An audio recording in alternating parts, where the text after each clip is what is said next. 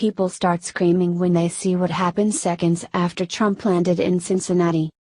President Donald Trump dropped everything this morning to get on Air Force One en route to the Midwest. He landed in Cincinnati, Ohio, where a swarm of people were standing on the tarmac awaiting his arrival. However, seconds after he stepped off the aircraft, onlookers began to scream when they saw what happened after he started to walk toward him. During Trump's campaign, he famously said that he only works for one special interest group: the American people. He proved that by making Middle America he spent the majority of his time campaigning, even after he won the election, to thank his faithful voters.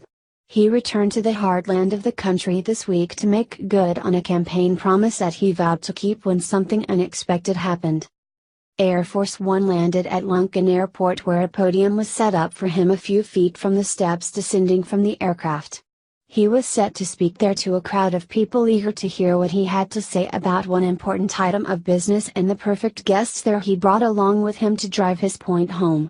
While the crowd knew that the president was going to speak about the epic failure that is Obamacare and what he plans to replace it with, they started screaming and cheering after hearing what else he had for them that day.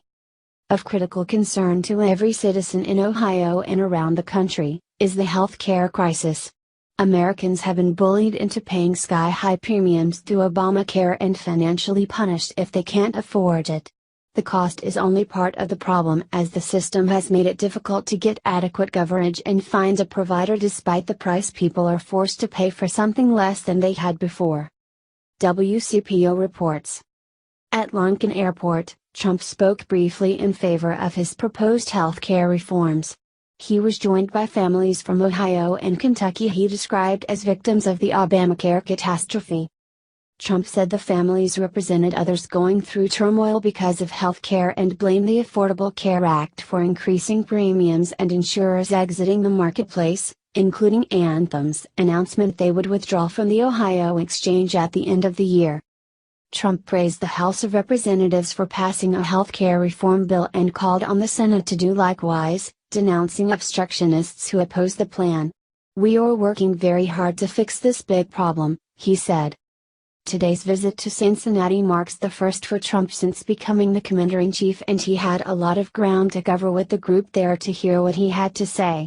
Outside of health care, infrastructure was on his list of topics to discuss, which he addressed to a cheering crowd excited for what the man they voted for was going to do in return to fulfill the promises he made to them. Trump has been critical of the country's failing infrastructure, which doesn't compare to the innovation in most other countries. It's essentially no different than the failure of Obamacare, which is why it's not a coincidence he's addressing his plan to fix both to the people in Ohio today. Standing along the Ohio River with coal barges behind him and workers in hard hats in front of him, Trump said his administration will launch an infrastructure program that will rebuild the nation and produce millions of jobs, Cincinnati.com reported. "It's time to recapture our legacy as a nation of builders," President Trump said from his tarmac podium today. "The future is going to be beautiful and the future is going to be bright." He said the Affordable Care Act, also known as Obamacare, is dying and can only be saved by Republicans, the report by Cincinnati.com explained.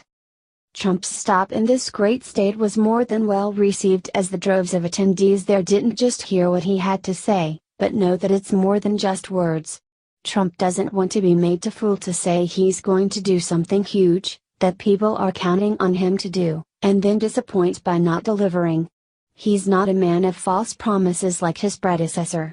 He will tirelessly until he fixes the insurmountable issues he was handed with this presidency, because he knows that the American people are counting on him and they are who he works for.